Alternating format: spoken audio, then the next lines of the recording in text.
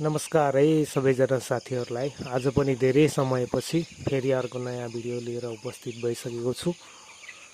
साथीहरू, आजको भिडियोमा चाहिँ म ब्रोइलर कुखुरा पालनको बारेमा कुराकानी गर्नेछु।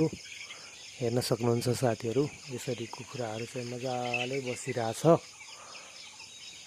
यी गर्मी दिनहरूमा बिहानको समयमा नै यसरी कुखुराहरू छरिएर बसेको छ। एकदमै आज 12 दिनको कुखुराहरू देख्न सक्नुहुन्छ साथीहरू। अहिले कुखुराको मार्केट एकदमै राम्रो छ भन्नुपर्छ। जिउँदो कुखुरा हेरिकन 230-35 देखि लिएर 300 रुपैयाँसम्म चाहिँ नेपालका विभिन्न ठाउँ स्थान हेरिकन चाहिँ रहेको छ। यसलाई चाहिँ राम्रो मान्नुपर्छ हामीहरूले खासमा, किनभने 260, 70, 80 प्राय ठाउँमा चाहिँ यो रेट रहेको छ र यो रेटलाई चाहिँ हामीले राम्रै रेट मान्नुपर्दछ।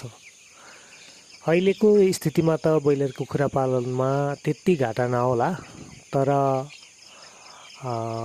यदि हाम्रो जिउँदो कुखुराको मूल्य नै घट्यो भने पनि कसरी चाहिँ हामीले ब्रोइलर कुखुराबाट फाइदा कमाउन सकिन्छ र घाटा हुनबाट बच्न सकिन्छ भन्ने बारेमा आज म तपाईहरुसँग कुराकानी गर्नेछु। सबैभन्दा पहिला त हामीले दानाको खर्च कम गर्नुपर्दछ। दानाको खर्च कम गर्नको लागि साथीहरू सबैभन्दा पहिला हामीले आफ्नो कम्पनी या फार्म दर्ता गरेर सिधै हामीले दाना कम्पनीबाट दाना मगायो भने चाहिँ प्रति बोरा 200, 300, 400 र 500 रुपैयाँसम्मको चाहिँ अन्तरमा हामीलाई फरकमा चाहिँ कमीमा चाहिँ हामीलाई दाना आउने गर्छ प्रति बोरा। उदाहरणको लागि हाम्रो खोरमा चाहिँ हामीले 200 बोरा मात्र दाना चाहिएको छ भने चाहिँ 200 बोरा दाना हामीले ल्याउँदा कमसे कम पनि हामीलाई 80-90 हजार रुपैयाँको चाहिँ के आउँछ साथीहरू, फरक आउने गर्दछ, अर्थात् कमी आउने गर्छ। 80-90 हजार रुपैयाँ एक लटको कुखुरामा या 200 बोरा दानामा आउनु भनेको सानो कुरा हुँदैन साथीहरू। यसले हामीलाई कुखुराको भाउ एकदम कम हुँदा पनि के गर्छ, एकदमै हामीलाई चाहिँ फाइदा पुर्याउने गर्दछ।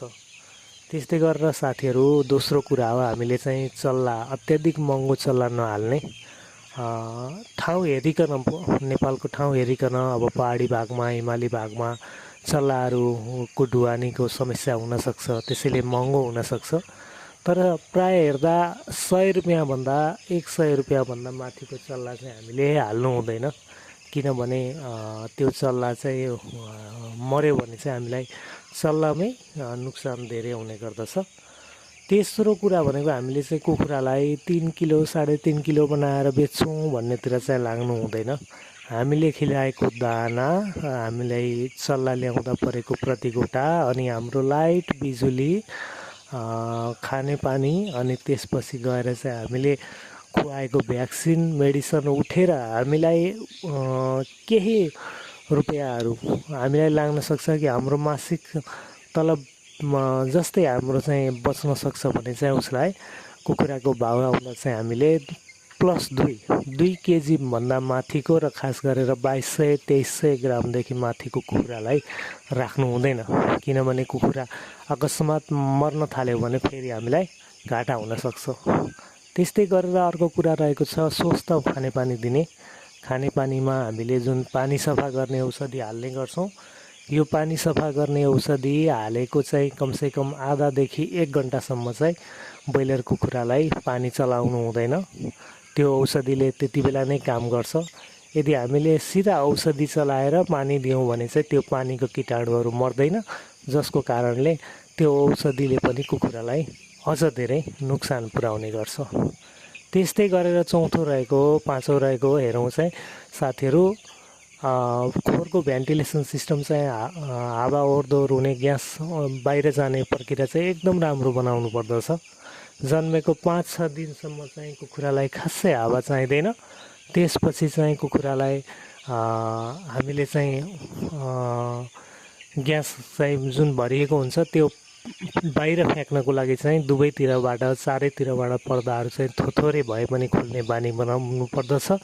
होइन भने चाहिँ अत्याधिक ग्यास यदि फर्ममा जम्यो भने, भित्र कुखुरामा जम्यो भने चाहिँ कुखुरामा 20 देखि 30-35 दिनसम्म चाहिँ अन्य धेरै विविध समस्याहरू आउन सक्छ। त्यसैले सानैदेखि नै हामीले खोरलाई दुर्गन्ध रहित बनाउनु पर्ने हुन्छ। दिनमा एकपटक, कम्तीमा एकपटक दिनमा हामीले भुसलाई चलाइरहनु पर्ने हुन्छ, जसले गर्दा भुसमा किराहरू झिँगाहरू बस्दैन या भुसमा रहेको जो पनि दुर्गन्धहरू हुन्छ त्यो हराएर जान्छ। त्यस्तै गरेर हामीले कुखुरालाई दानामा मात्र निर्भर रहनु हुँदैन। कम्तीमा सानोमा एकपटक र ठुलो भइसकेपछि बेच्ने भन्दा 5-7 दिन अगाडिदेखि चाहिँ हामीले एकपटक गरेर 2 पटक राम्रो कम्पनीको भिटामिनहरू चलाउनु पर्दछ, जसले कुखुराको ग्रोथमा र दानाको अत्याधिक खपतमा नियन्त्रण गर्ने गर्दछ। हामीले टाइमको टाइम कुखुरालाई भ्याक्सिन दिनुपर्छ। भ्याक्सिनमा हामीले हिचकिचाउनु हुँदैन, जसले गर्दा चाहिँ हाम्रो ठुलो क्षति हुन सक्छ। र घाम पानी यी सबै चिजबाट चाहिँ हामीले के गर्नुपर्छ कुखुरालाई भनेर आफै मनन गर्नुपर्दछ। अत्याधिक गर्मी छ भने चाहिँ कुखुरालाई पङ्खाको व्यवस्था हुनुपर्छ, हावा आउने या छतबाट पानी लगाउने कामहरू गर्नुपर्दछ। र जाडोमा पनि हामीले त्यही किसिमको चाहिँ अत्याधिक चिसो नहोस् भनेर चाहिँ हामीले त्यो किसिमको व्यवस्था मिलाउन सकियो भने कुखुराको ग्रोथ एकदमै राम्रो हुनसक्छ।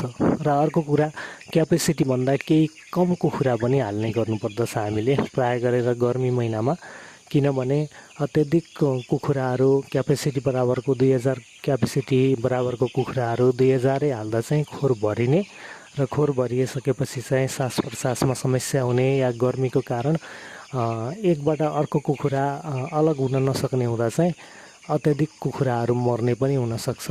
त्यसैले चाहिँ हामीले गर्मी महिनाहरूमा कुखुराहरू 1500-2000 कुखुराको चाहिँ क्यापेसिटी छ भने चाहिँ हामीले 2000 कुखुराको क्यापेसिटीमा 1500 या 1200-1300 कुखुरा मात्र हाल्नुपर्दछ। साथीहरू, यी र यस्ता कुराहरूको ध्यान दियौँ भने चाहिँ अवश्य पनि ब्रोइलर कुखुरा पालनमा घाटा होला जस्तो मलाई चाहिँ लाग्दैन। आजको भिडियो तपाईँहरूलाई कस्तो लाग्यो? सल्लाह सुझाव दिनुहोला। भिडियो लामो भइसकेको छ। आजलाई यति नै। हस्, धन्यवाद।